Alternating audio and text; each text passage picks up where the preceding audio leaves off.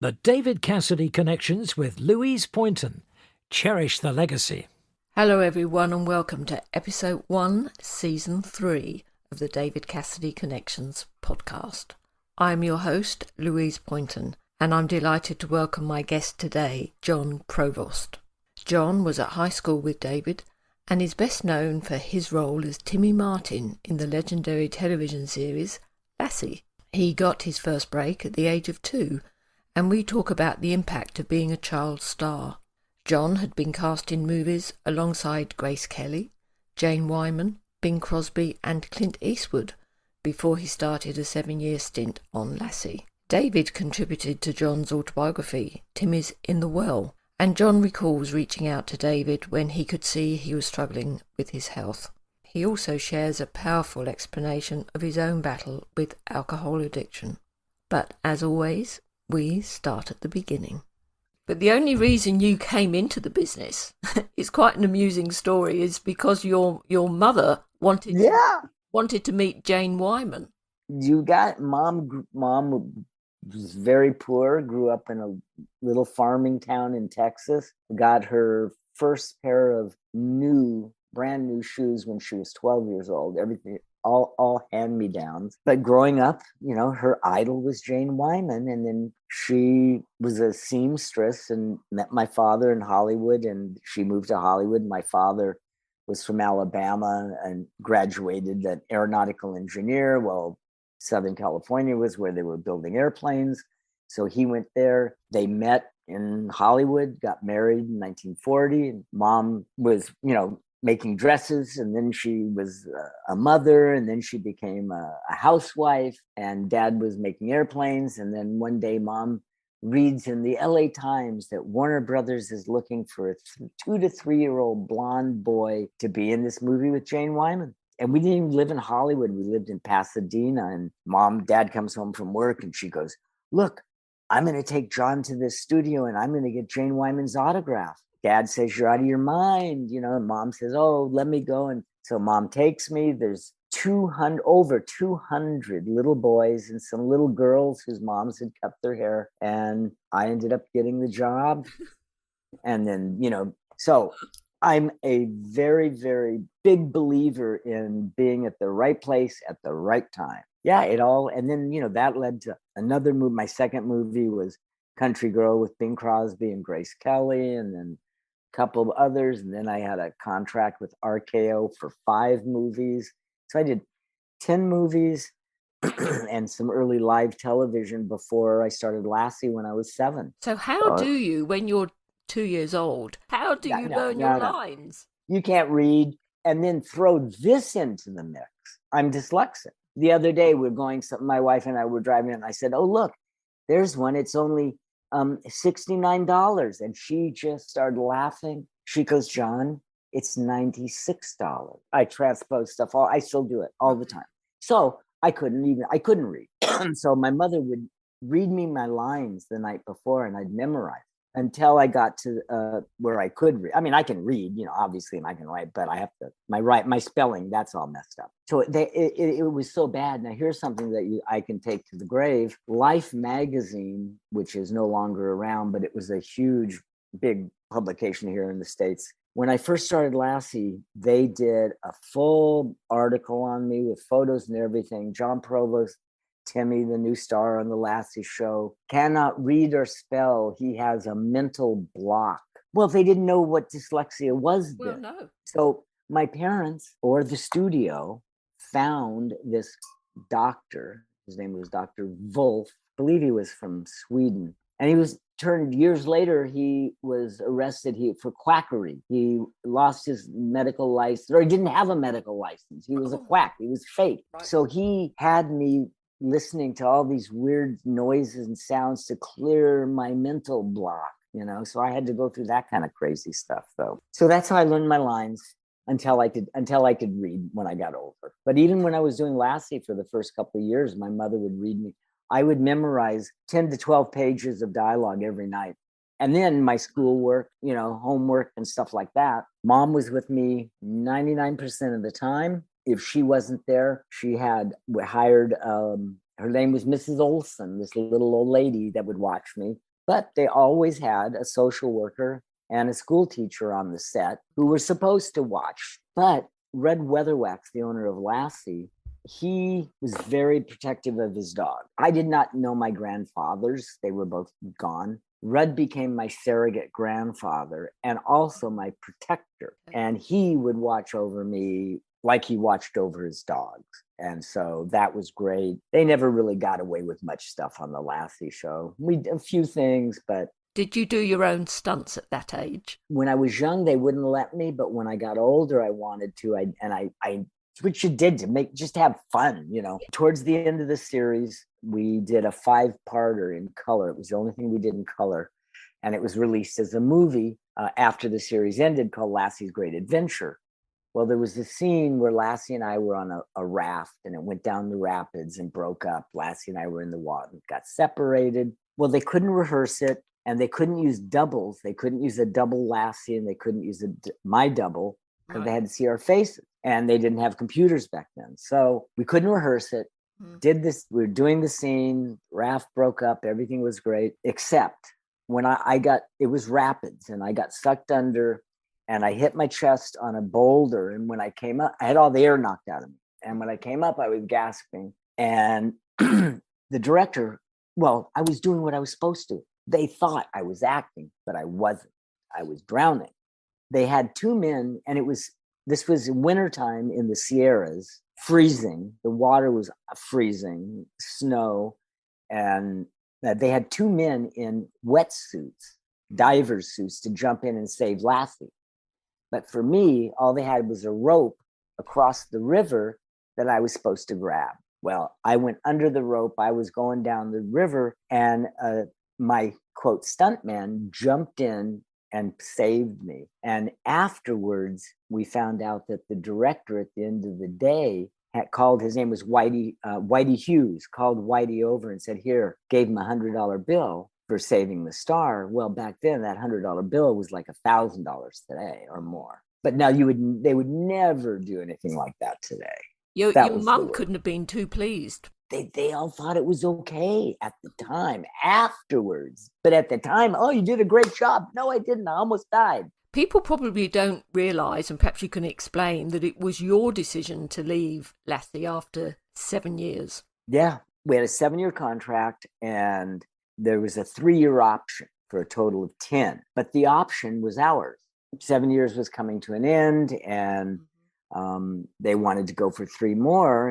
And I'm 14. I'm just turned 14. You know, I'm going through puberty and, you know, I'm looking at girls and everybody. And then, like you said earlier, David and I looked so much younger than we were. So I was tired of being Timmy. So my parents said, what do you want to do? And they let me make that decision. So I wrote my pink slip on Lassie and that was that. It was right for me at the time. No regrets. It's very much like, you know, there was David signed up and from being a 19-year-old. Right. By the time he's 23, 24 and been touring the world, I mean, you change, you evolve. Sure. Between 14, 21, 28, every 7 years, that's a new cycle in your life. They surely couldn't have expected you to still play a cute little blonde. Yeah, well, it was the same thing as when I started the show, I took over. Tommy Reddick had been on the show for 3 years. It was the same thing. He outgrew. He wanted to move on to do something else. So it's just progression. Are you surprised at the depth of emotion that people still have for Lassie? Well, for one thing, you know, we never had any idea that the show would still be on today. It's on in over 50 countries in reruns. It's on a dozen different networks here in reruns. Who knew? We didn't have a clue. And truthfully, I never thought, you know, I would still be signing autographs, Timmy from Lassie. You know, seriously, we didn't know. We didn't know. Have you got children and grandchildren who now sit as we would have done as kids and cry at the end? Oh yeah. But it's always a good cry. And I can remember my kids, you know, they're 38 and 36 now. But when they were like in kindergarten, you know, or in first grade, Daddy, you know, my teacher, Mrs. Brooks, wants an autograph. Do you have one of those? You know, or they would say, why? You know. but they love it. They now they get a real kick out of it. Oh, your dad was Timmy on Lassie. Yeah. Yeah. But nobody came up to me and said they hated Lassie. Well, when we were current in the US, when we were filming, we were in 120, I think it was 127 or 128 countries. My parents had nothing to do with Hollywood. They were the furthest from Hollywood, and over the years, David and I, we had seen each other at different events, or the Hollywood Lane Parade at Christmas time, things like that. But we really didn't get to become friends and really know each other until high school. I mean, that was really it. And unlike David, I had never gone to public school. David had, gone to different public schools and stuff during his career, but then we met at Rexford, the private high school in Beverly Hills. That's really when David and I kind of hooked up and, became friends. And also, we're both, 16, 17, and our lives are changing. And of course, girls and the whole nother thing is opening up for us. And so that's, really how we met. I had forgotten about it. As a matter of fact, I just looked it up, but I am one month to the day older than David. I was born March 12th, 1950, and David was born April 12th. I'm a Pisces, he's an Aries. And it says a lot, I think, about us, how we literally grew up. And then actually right at that same time, David and I kind of had a mutual friend, Sal Mineo. Sal was obviously older than David and I, very talented man, very complicated person. I think Sal Mineo taught David how to play the drum. Because he did give him his drum kit from the Gene Krupa story. I think Sal taught David how to play the drum. But, we would find ourselves, David and I, meeting, at a concert or on the Sunset Strip or something like that, going to see someone that like, who's this crazy new person? I hear he's going to be at the Whiskey A Go-Go and his name is Alice Cooper. Who is this person? And so, well, let's go check it out. And just, I can remember, us, it was, Sal and David and, myself and Pete, a couple other in the entourage, as it were. And then this guy, Alice Cooper, comes out on stage with a boa constrictor wrapped around his neck. And we're going, what? This ain't the Beatles, So it was different. And okay, I have to tell you this, of course, it was the 60s and, sex, drugs, and rock and roll and all the fun stuff. And, and we smoked pot and all that kind of, well, I got some of my best pot from David. So yeah, David was in high school. David was, he was one of my go-to guys, some good pot. Of course, now, everything's changed. I mean, here, it's legal and blah, blah, blah. But that's it didn't destroy our lives.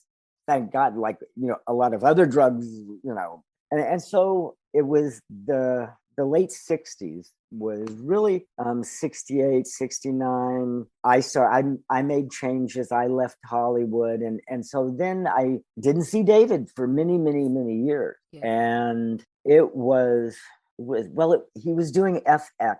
Lori, my soon-to-be wife at the time, I said, God, I haven't seen David in a long, long time.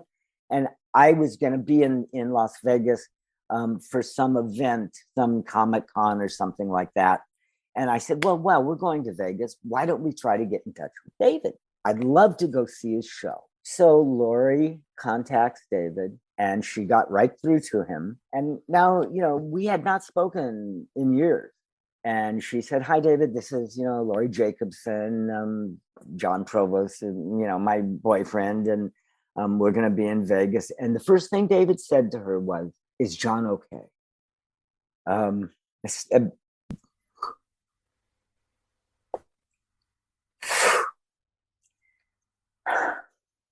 okay. It's okay, John.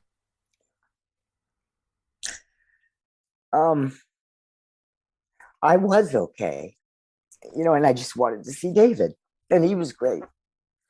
And you know, we had front row seats in the auditorium and at the casino, and afterwards he invited us backstage and we talked and stuff.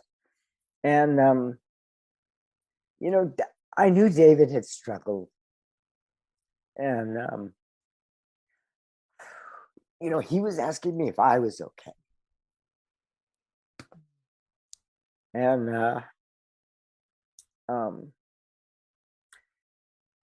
I had issues with alcohol, and luckily those were behind me. But I saw David was really struggling, and it was very troubling. But you can't help people if they don't want to be helped. And I knew, and going back to Rexford, back to high school, David, and his father had a tough time, but he was so proud of his father. And I can remember, I'm a car guy, and even back then, and David was too, I guess. And he told me one day at school, he said, "Wow, John, my dad just got this beautiful, brand new convertible Rolls Royce Corniche."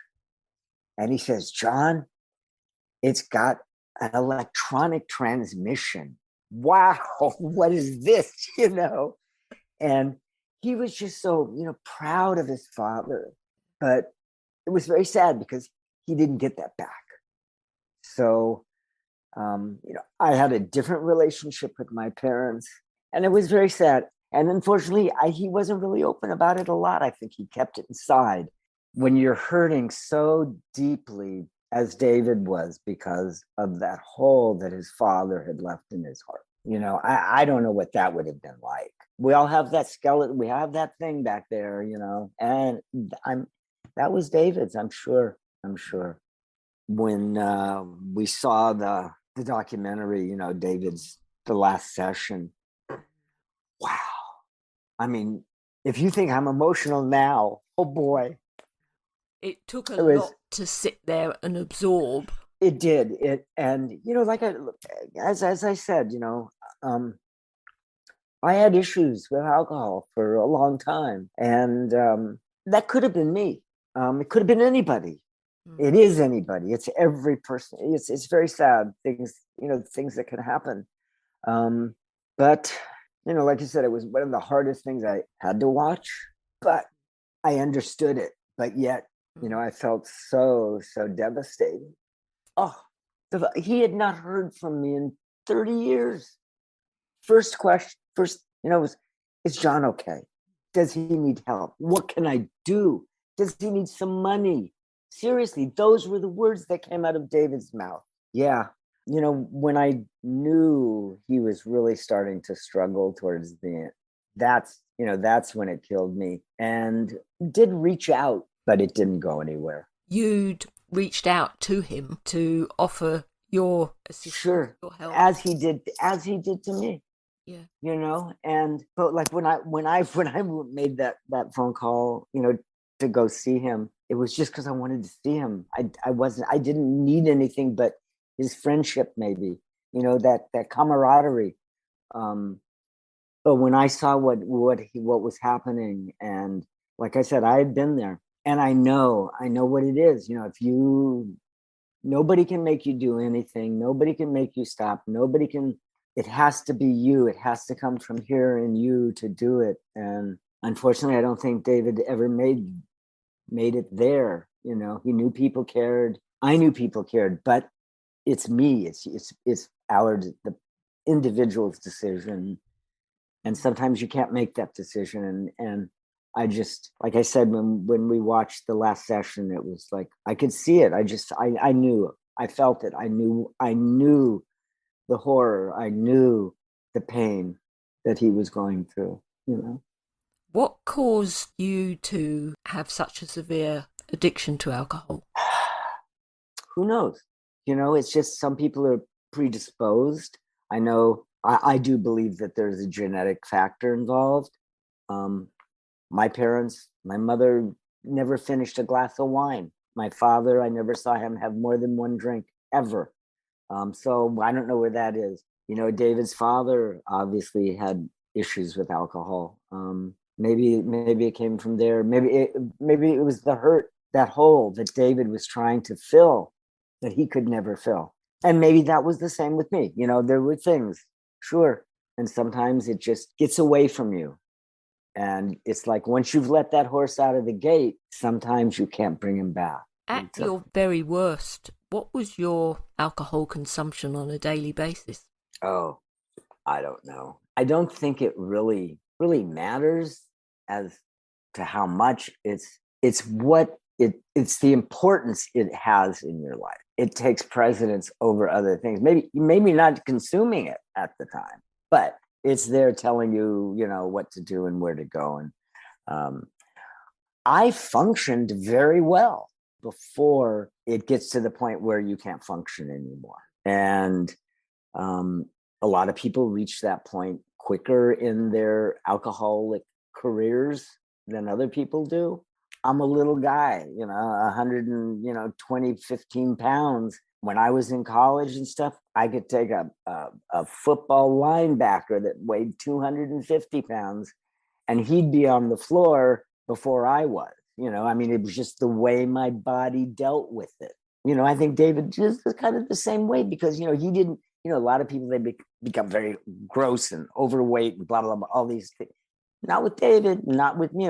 Those things didn't happen. And I think also when those things aren't happening to you physically that people can see, it just kind of says, well, why not then? Heck, I'm, quote, a functioning alcoholic. Well, there's a lot of people out there that are functioning alcoholics. Is it good?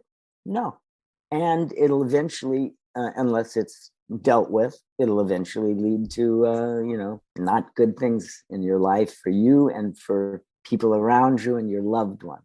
And that's the thing. But it is very insidious. Any addiction, and it's any. I don't care what it could be: TV addiction, sex addiction, eating drugs, alcohol. An addiction is an addiction. Period. And so that's what you have to deal with. And then if you add the physical components to it, it's more difficult. So it was just very, very sad. And like I said, I reached out, but David was not ready for that. He couldn't accept that. And I'm sure many, many, many, many people had reached out.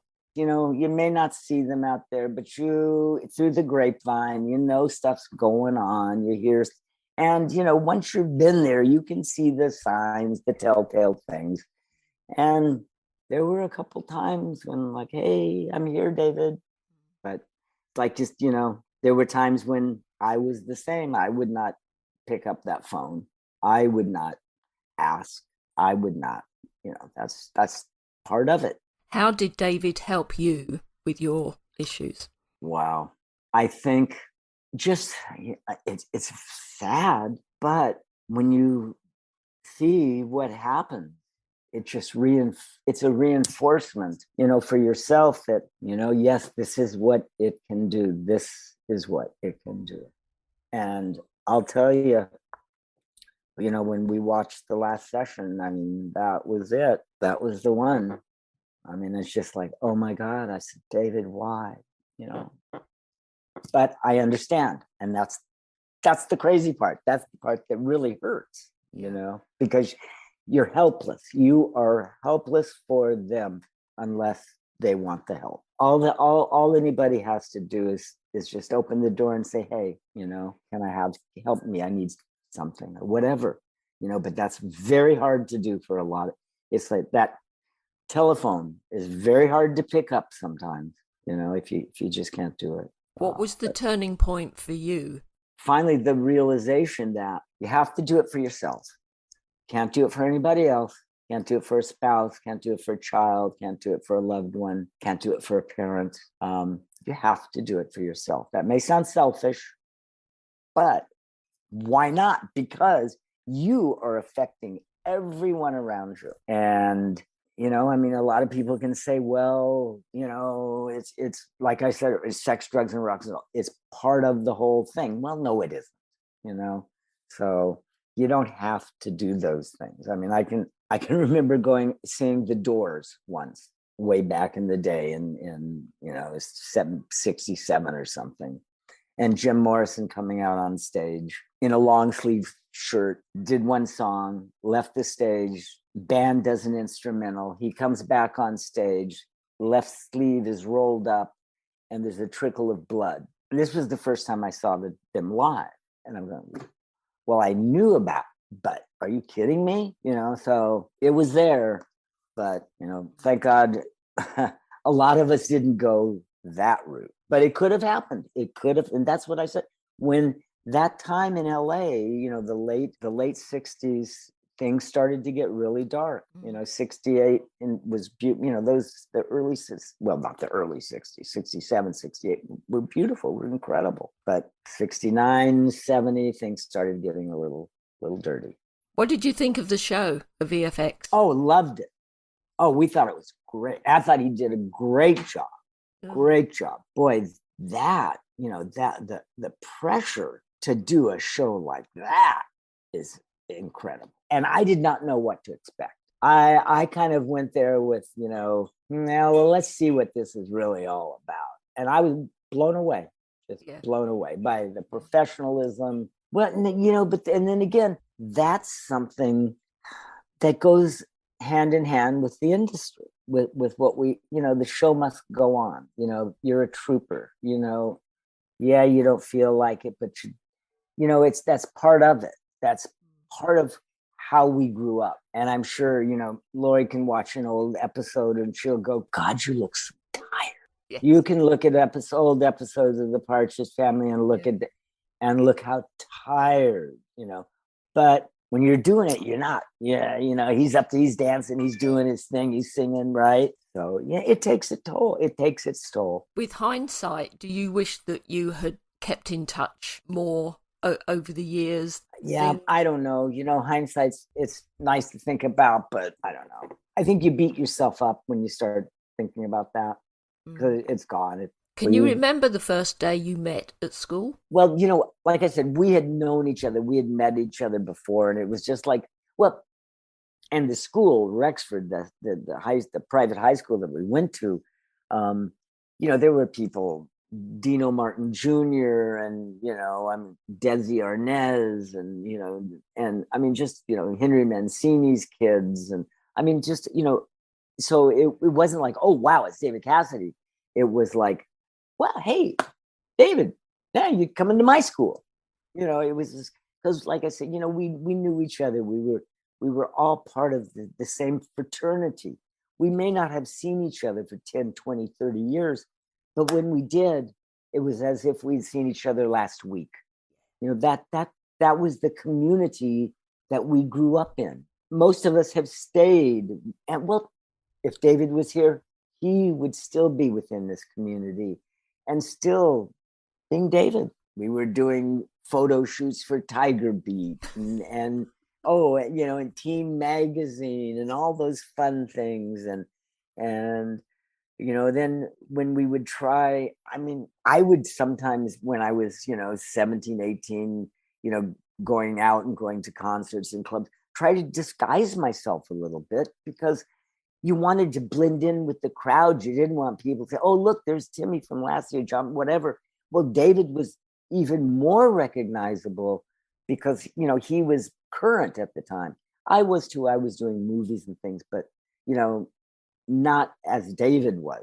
So he was even more recognizable. And a lot of times, we didn't want to be recognized when we went out. We would try to do things like just regular kids, teenagers, young adults would do. Sometimes we could pull it off. Sometimes we couldn't. It just depended. And it depended, where you were and who you were with. Did you spend time at each other's homes? No, not a lot. Parents were there. Who wants that? Yeah. He came once or twice, but not to hang out like that. any amusing anecdotes that you could share of things that you did together? There was this photographer. He worked for all the teen magazine, and his name was Bob Robert Custer. And he was a character. He loved David. He loved me. And I don't know why this came in, why I thought of this, but he didn't have any teeth. So he wore complete, like, set of, dentures and stuff. And it turned out that Davy Jones, I mean, we're all in the same time frame here, okay? The Monkees, the Partridge and the blah, blah, blah. And Bob Custer's, like I said, he worked for all the teen magazines. So he was shooting all of us. One day, David and I were at his little studio in North Hollywood, and he had teeth. Well, whoa, you never had teeth. What's going on? He goes, oh, yeah, Davy Jones bought me some teeth.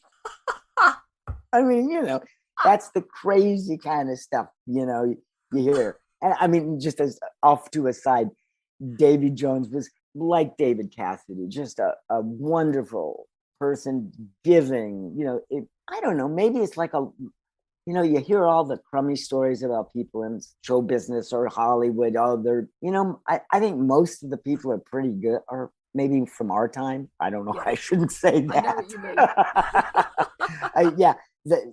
The Kanye Wests hadn't arrived yet. We had to deal with Alice Cooper. I don't know. It was a really crazy time. Of course, David, with the singing and the music, everybody. I had an appointment at Capitol Records. That was not my forte at all. And I don't dance either, so not good. Jay North, Dennis the Menace, he cut an album. They had everybody cutting albums at that time. The next teen throb. And unfortunately, or fortunately, I'm not a very good musician. And it's just a couple interviews with the guys like at Capitol Records and the different places. They said, I think you can just stick to acting. Right. We'll leave all that to David and the people that have that kind of talent also. Yeah. I had a couple buddies that I grew up with that were not in show business. We tried during this whole time of everybody wanted to be a rock star. Once the Beatles came on, we said, oh boy, we can all do this and have all the girls. Didn't work for all of us. But I had a little, I played the bass and I had a friend, but we were terrible. So everybody had their own little garage band. Yeah. We all wanted to be like the Beatles. Were you a fan of David's music? Oh, sure. I did when we were, the Partridge and stuff. I think I kind of moved a little further off, though, more in David was still putting albums out, when the Stones and all that stuff was happening. And I was kind of like, okay, I'm going over here, I think. He understood. When David's star started to shine and he was landing the roles in FBI, Ironside, what was your reaction to that? Oh, I thought it was great. See, I wrote my own pink slip in Hollywood. When I turned 18, I had just finished a movie with Kurt Russell for Disney called The Computer Wore Tennis Shoes. My parents, when I turned 18, they were letting me buy my first car. And I said, wow, I'm 18. I've been working 15 years. I think I'm going to take a break. Yeah. And that's when I left Hollywood. I moved to Northern California to go to college. And I could have stayed in LA and, continued to work. I was starting to do a lot of movies, but it was just a time. Things were starting to get dark. The music, the Sunset Strip, and all of that was not fun anymore. It was getting really dark, and heavy drugs were coming in, and I saw what was happening, and I said, I think if I stay here and stick around, I might get hung up in this stuff. So time to move on. And so I did. And so that's when I left. But where David, he stayed in the industry. And so he continued to work. And I thought that was great.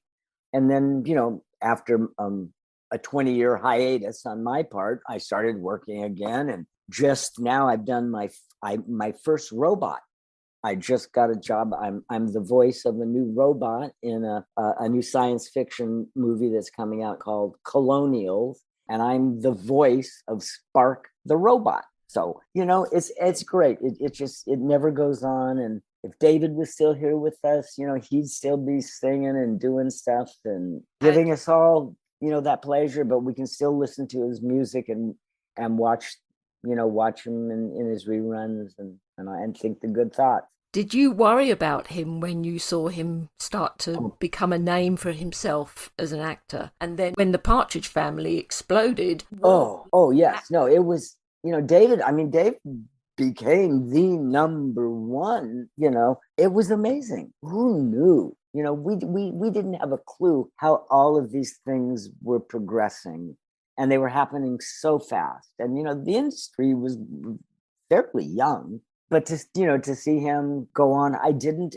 in the time from, let's say early 70s until the late 90s, I really left the industry. So I didn't really pay a lot of attention to what was going on. I was in Northern California, I was in another industry, and I was, making babies and raising family and all of that kind of thing. So you've obviously got a great deal of compassion for other people yourself. You say how much David cared.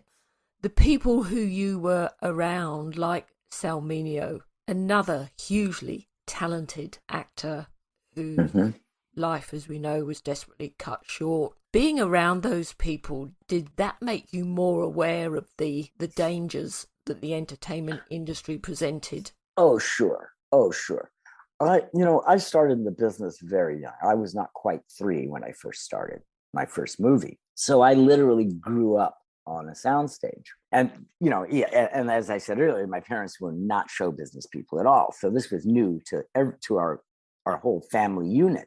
As growing up in it, I was aware, I saw things, and I became very astute at picking out bad people when I was young. There were times when photographers I can remember one time I was 8 or 9, a photographer had come to the home, and they're taking photos, and I had just done a movie for RKO in Japan. It was the first American movie filmed in Japan, 1956.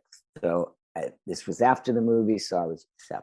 And so the photographer's at the home, he said, "Oh, could I get a picture of Jon bathing?" My mom said, "Oh, yeah, why not?" And he's in the bathtub, and I can remember at 7 years of age saying, "Only if they're bubbles," because if there was bubble bath, I knew he couldn't see anything. And my mom didn't tell me this. I knew it because I saw stuff. So, and David started in the business young, so it's David was smart. Oh, come on, David was a smart kid, and he was streetwise. I was streetwise. A lot of kids weren't.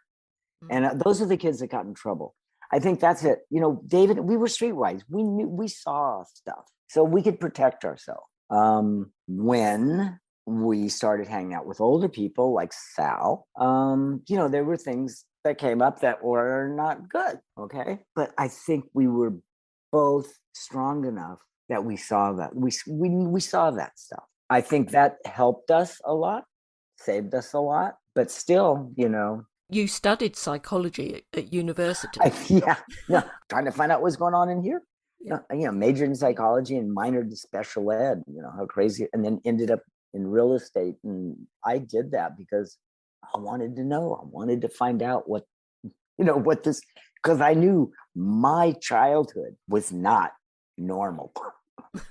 David's childhood was not normal. If somebody's dad was Dean Martin, you did not have a normal childhood. I mean, it's just the way it is, come on, people.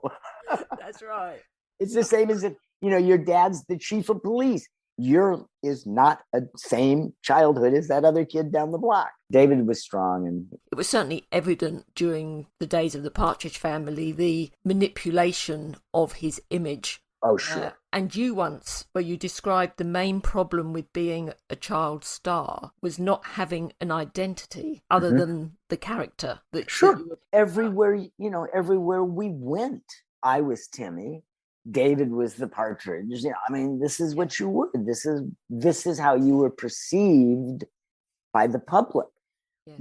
And I know this had to have happened to David, but when I was younger and Lassie was on every Sunday night, okay, brand new. Well, on a Saturday, me and my two buddies that weren't in the business would want to go to a matinee, like any other kid at 12 years old or 10 years old. We would go to the local theater, and of course, the other some Disney movie, and of course, the other little kids they're all, oh, look, it's Timmy from Lassie. And then some of them would go, well, you're not supposed to be here. You're not supposed to be here.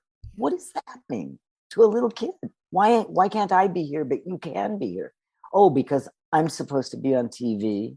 I'm supposed to, you're going to go home tomorrow night at 7:00 on Sunday night and watch me on TV. But now I'm right here with you and we're watching a Disney movie. Yeah. And I was like, well, what, leave me alone. And it's just not the way it is. It does, it adds up after a while. When I went away to college, it was the first time I went to public school. Of course, it was 1970. I had a ponytail. I let my hair grow. I had some facial hair.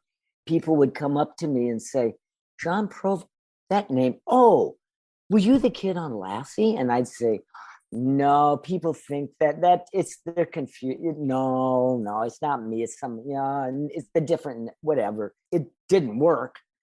It worked for a short time. And then, you know what? I finally said, wait a minute. They're not coming up and telling you, God, we hated that show. They're saying, wow, that's very cool. So then I embraced it. It's that anonymity. We wanted just to blend in. And everybody, David did, we all did. We all did at some point wanted just to take the celebrity stuff away from me. Just let me be a kid, or let me be a young adult, or let me be an adult. This was probably 1980-ish, graduated school, blah, blah, not doing much. Decided to go and look for a real job. And, some good stuff, suit, go in to meet the head guy and, okay, going over the resume. Oh, yeah, I graduated, blah, blah, blah. But wait a minute. Aren't you that kid that was on Lassie? And I go, yeah, that was a few years ago. He goes, well, what the hell are you doing here? I need a job. We didn't get paid millions of dollars back then. I haven't gotten a residual check in over 45 years. It's not what you think. Well, that kind of rejection is when you're a young adult starting a family and somebody's going, well, you don't need a job. Yes, I do. So that's just a whole nother side of the story. Maybe that's you go home and you pick up the bottle. You must have seen many times where David said he felt he was losing his identity because everybody thought he was Keith Partridge.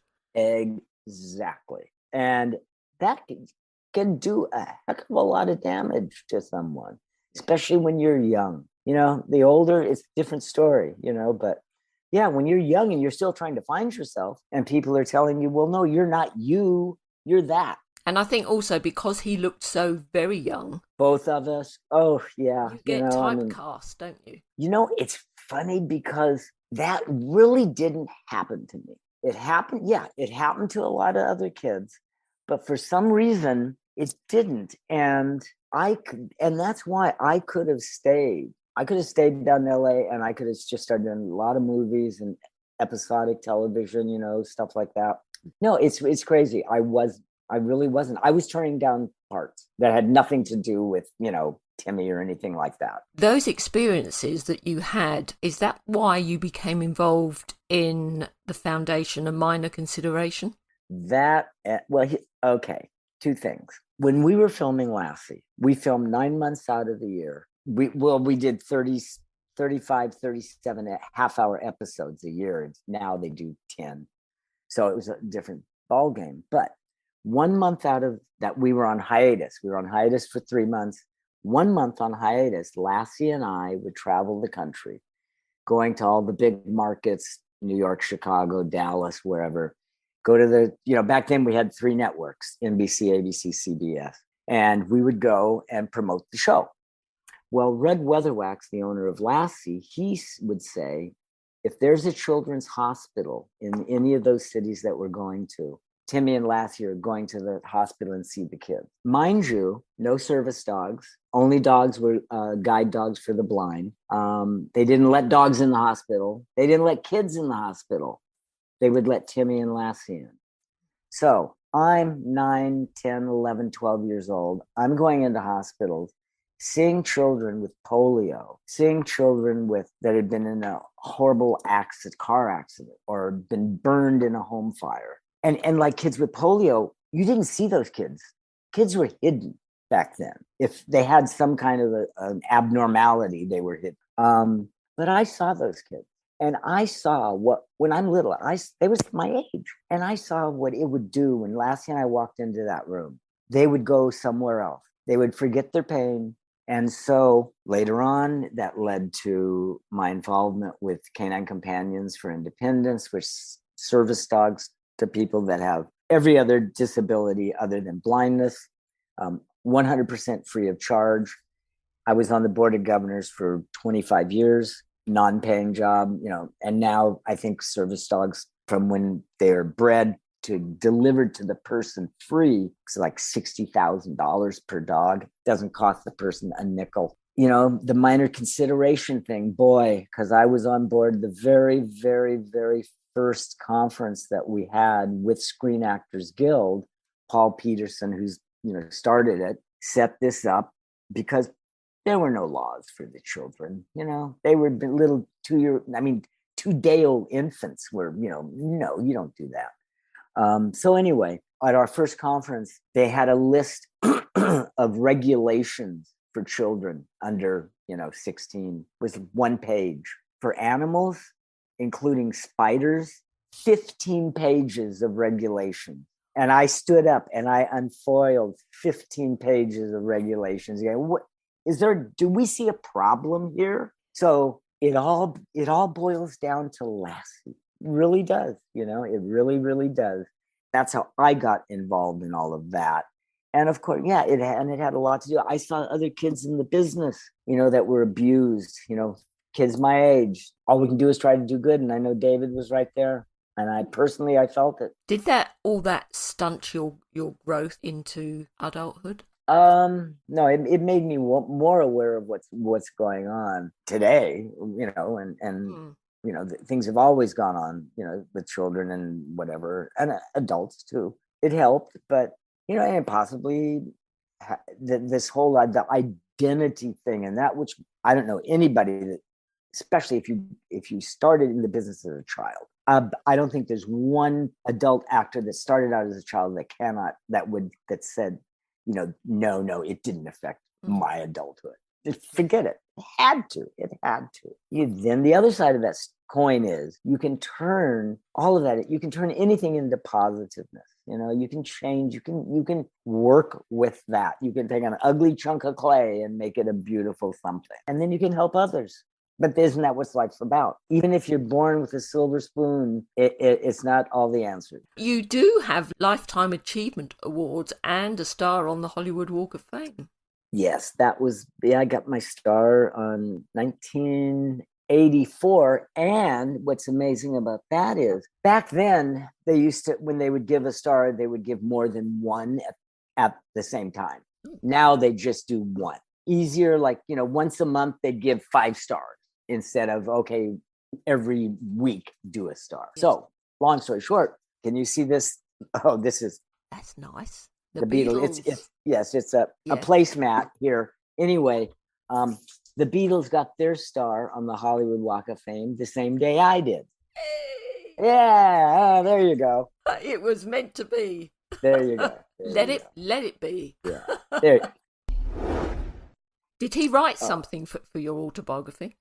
Yeah, he wrote a bunch of stuff. Just, different. Because he talks about. Because while you're looking, your wife wrote a book about TV dinners. Yes. The kids' stars. What was your favorite? Oh, well, I put in 2 as an old family recipe, an old pot roast recipe. Then another one is a hors d'oeuvres, is a little curried shrimp puffs. But anyway, here's one thing. David is talking about salminio. He said Sal had done a movie with my stepfather. He was very good friends with my parents, and he and I became friends as well. I found him to be one of the finest people I've ever known. He was very caring, a wonderful person, someone who made an effort to try and support people who were creative and talented.